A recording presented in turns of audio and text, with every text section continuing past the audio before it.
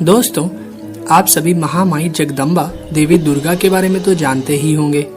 इन शक्ति स्वरूपा देवी दुर्गा ने समस्त लोगों के कल्याण के लिए तथा दुष्ट दानवों और राक्षसों का विनाश करने के लिए कई बार अपने अलग अलग रूप धारण किए थे। भगवती देवी दुर्गा आज भी समस्त लोकों में अपने भक्तों का कल्याण करती हैं। इसी कारण संसार में देवी दुर्गा के कई रूपों की पूजा की जाती है। विशेषकर नवरात्र में 9 दिन तक देवी दुर्गा के 9 रूपों की पूजा की जाती है। तो चलिए आज अपने एपिसोड में हम देखते हैं कि नवरात्रों में देवी दुर्गा के किन किन रूपों की पूजा की जाती है। दोस्तों, देवी दुर्गा को माता पार्वती का ही एक रूप माना जाता है, इसलिए नवरात्र में पहले दिन इनके जिस स्वरूप की आराधना की जाती है उसका नाम है शैलपुत्री। पर्वतराज हिमालय के यहाँ पुत्री रूप में जन्म लेने के कारण इनका नाम शैलपुत्री पड़ा था। दोस्तों, देवी शैलपुत्री अपने पूर्व जन्म में ब्रह्मा जी के मानस पुत्र प्रजापति दक्ष की पुत्री थी। तब इनका नाम सती था और इनका विवाह भगवान शंकर जी के साथ ही हुआ था। परंतु देवी सती ने अपने उस जन्म में अपने पिता के यज्ञ के हवन कुंड में अपना दाह करके शरीर त्याग दिया था।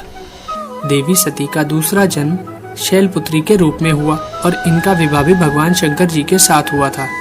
देवी शैलपुत्री को हम देवी हेमवती व देवी पार्वती के नाम से भी पुकारते हैं। दोस्तों, वृषभ यानी बैल पर सवार देवी शैलपुत्री के दाएं हाथ में त्रिशूल तथा बाएं हाथ में कमल सुशोभित रहता है। इनकी उपासना करने से मनुष्य को अनंत शक्तियां प्राप्त होती हैं। दोस्तों, नवरात्र के दूसरे दिन माँ दुर्गा के ब्रह्मचारिणी स्वरूप की पूजा की जाती है। यहाँ ब्रह्म शब्द का अर्थ है तपस्या। ब्रह्मचारिणी अर्थात तप की चारिणी, तप का आचरण करने वाली। दोस्तों, देवी सती ने जब शैलपुत्री के रूप में दूसरा जन्म लिया था तब सभी मनुष्यों की तरह उन्हें भी पिछले जन्म की कोई भी घटना याद नहीं थी और उधर भगवान शंकर अपनी पहली पत्नी सती के शोक में डूबे हुए थे।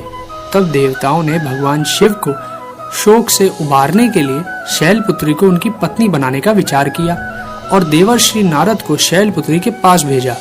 देवर्षि नारद ने देवी शैलपुत्री को जब भगवान शंकर को अपना पति बनाने के लिए प्रेरित किया तब देवी शैलपुत्री ने भगवान शिव को अपने पति के रूप में प्राप्त करने के लिए हजारों वर्ष तक इतनी कठोर तपस्या की थी कि तीनों लोकों में हाहाकार मच गया था।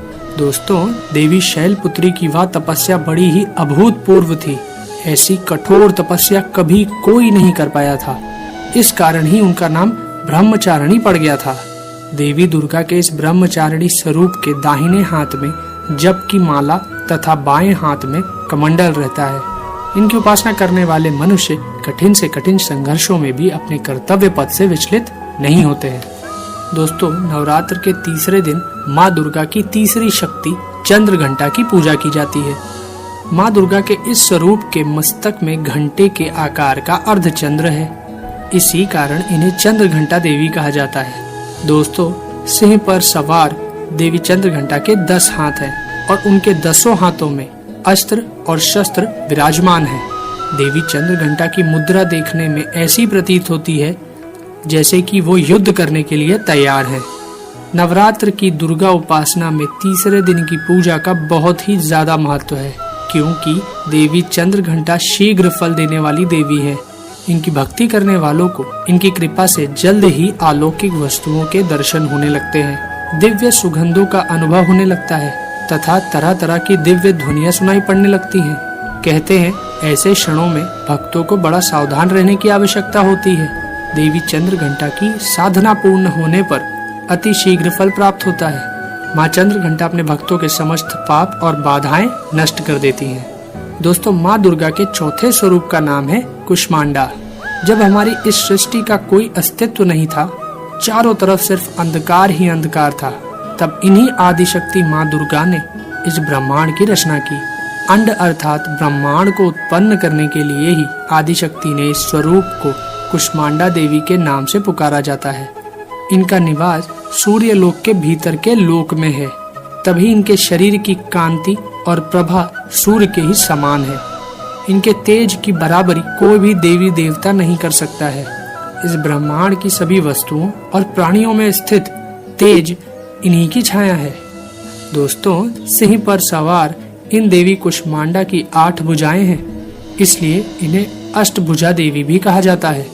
इनके हाथों में कमंडल, धनुष, बाण, कमल पुष्प, अमृत कलश, चक्र, गदा और सभी सिद्धियों तथा निधियों को देने वाली जपमाला है। नवरात्र के चौथे दिन माँ दुर्गा के इसी स्वरूप की उपासना की जाती है। संस्कृत में कुष्मांड कुम्हड़े यानी कद्दू को कहा जाता है। देवी कुष्मांडा को कुम्हड़े की बलि सर्वाधिक प्रिय है, इस कारण से भी यह कुष्मांडा कही जाती है। दोस्तों, माँ दुर्गा के इस स्वरूप की उपासना बड़े पवित्र तथा स्थिर मन से कुष्मांडा देवी के स्वरूप को ध्यान में रखकर की जानी चाहिए। इनकी उपासना से भक्तों के समस्त रोग शोक नष्ट हो जाते हैं और आयु, बल और आरोग्य की वृद्धि होती है। दोस्तों, नवरात्र के 5वें दिन माँ दुर्गा के जिस स्वरूप की पूजा की जाती है उस स्वरूप का नाम है स्कंद माता। दोस्तों, भगवान स्कंद कुमार, जिन्हें भगवान कार्तिकेय भी कहा जाता है, उनकी माता होने के कारण माँ दुर्गा के इस 5वें स्वरूप को स्कंद माता के नाम से जाना जाता है।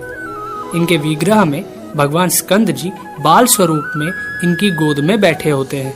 स्कंद माता स्वरूपनी देवी की 4 भुजाएं हैं। दाहिनी तरफ की ऊपर वाली भुजा से इन्होंने भगवान स्कंद को गोद में लिया हुआ है और नीचे वाली भुजा में कमल पुष्प लिए हुए हैं। इसी तरह बाईं तरफ की ऊपर वाली भुजा वर मुद्रा में है तथा नीचे वाली भुजा में कमल पुष्प लिए हुए हैं। दोस्तों, स्कंद माता कमल के पुष्प पर विराजमान रहती हैं, इस कारण इन्हें पद्मासना देवी भी कहा जाता है। साथ ही इन देवी स्कंद माता का वाहन सिंह भी है। स्कंद माता की उपासना करने से बाल रूप स्कंद भगवान की पूजा स्वयं हो जाती है। यह विशेषता केवल इन्हीं देवी को प्राप्त है। दोस्तों, माँ दुर्गा के 6ठे स्वरूप का नाम है देवी कात्यायनी।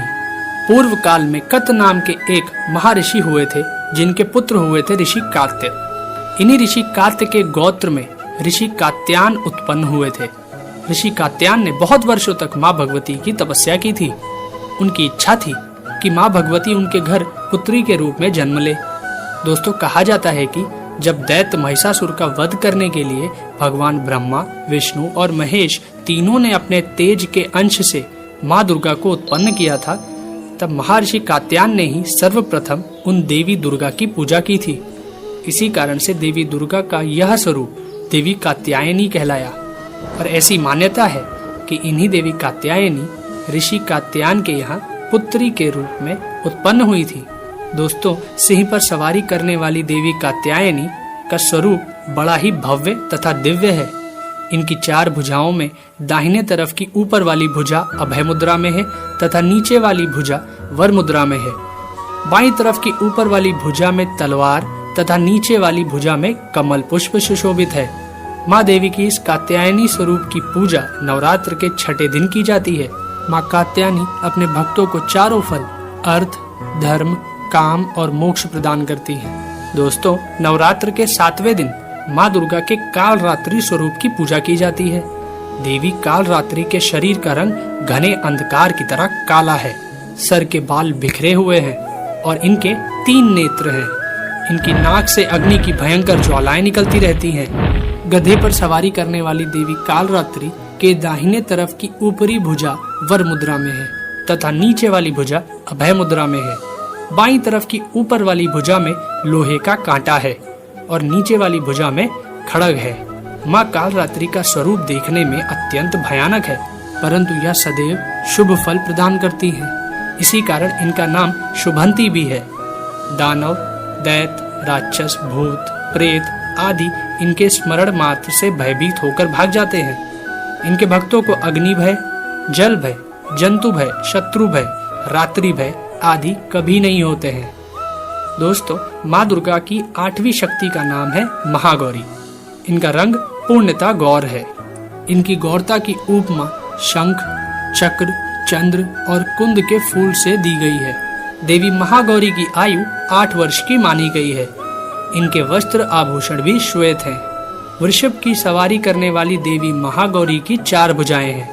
इनके दाहिनी तरफ का ऊपरी हाथ अभय मुद्रा में है और नीचे वाले हाथ में त्रिशूल है और बाईं तरफ के ऊपर वाले हाथ में डमरू और नीचे वाला हाथ वर मुद्रा में है। देवी महागौरी ने अपने पार्वती रूप में जब भगवान शिव को प्राप्त करने के लिए कठोर तप किया था, तब इनका रंग काला पड़ गया था। फिर भगवान शिव ने इनके शरीर को गंगा जल से मलकर धोया तो इनका शरीर विद्युत के समान कांतिमान हो उठा। तभी से इनका नाम महागौरी पड़ गया था। नवरात्र के दुर्गा पूजा में 8वें दिन देवी महागौरी की पूजा की जाती है। देवी महागौरी की उपासना से सभी पाप नष्ट हो जाते हैं। भविष्य में कभी पाप और दुख भक्तों के निकट नहीं आते हैं। माँ दुर्गा की 9वीं शक्ति का नाम सिद्धिदात्री है। यह देवी सभी प्रकार की सिद्धियों को देने वाली है। देवी सिद्धिदात्री की कृपा से ही भगवान शिव का आधा शरीर स्त्री का हो गया था और वह संसार में अर्धनारीश्वर के नाम से जाने गए थे। सिंह की सवारी करने वाली देवी सिद्धिदात्री कमल के पुष्प पर भी आसीन होती हैं। इनकी 4 भुजाएं हैं, जिसमें दाहिनी तरफ की नीचे वाली भुजा में चक्र तथा ऊपर वाली भुजा में गदा विराजमान है तथा बाईं तरफ की ऊपर वाली भुजा में कमल पुष्प तथा नीचे वाली भुजा में शंख है। नवरात्र की दुर्गा पूजा में 9वें दिन देवी सिद्धिदात्री की पूजा की जाती है। देवी सिद्धिदात्री की उपासना पूर्ण कर लेने के बाद भक्तों की सभी मनोकामनाएं पूरी हो जाती हैं।